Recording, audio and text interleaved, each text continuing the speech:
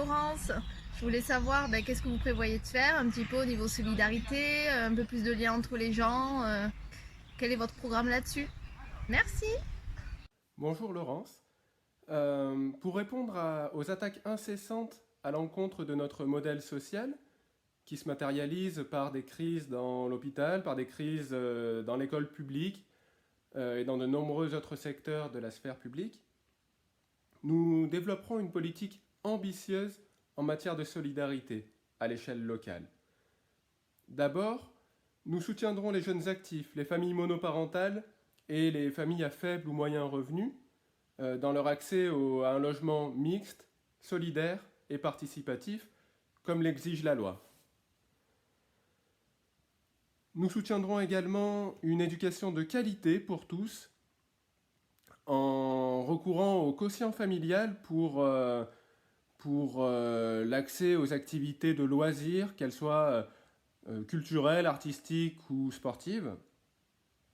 Nous reviendrons à la gratuité du périscolaire. Nous mettrons en place des cantines 100% bio et locales.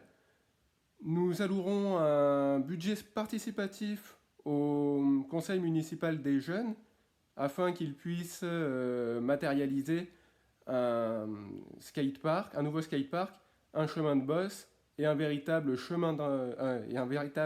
jardin d'enfants dans les Hauts-de-Villeneuve. Nous mettrons en place également une agence municipale de babysitting avec horaires décalés pour permettre là encore aux jeunes mamans de pouvoir se tranquilliser à ce niveau-là.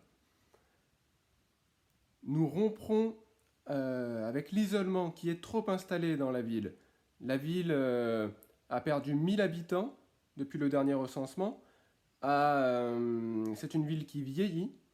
Et voilà la raison pour laquelle nous développerons tout un champ de notre action pour lutter contre cet isolement. Ça se matérialisera en intégrant le dispositif Ville Amie des aînés. Nous mettrons par ailleurs en place tout un ensemble d'aménagements pour permettre aux personnes souffrant d'un handicap de pouvoir mieux vivre à l'intérieur de la ville.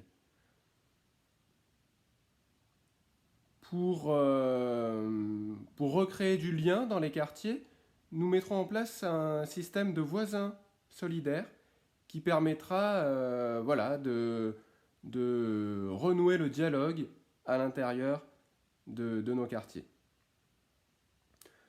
Enfin, nous mettrons en place un dispositif innovant pour mieux accompagner les femmes victimes de violences conjugales.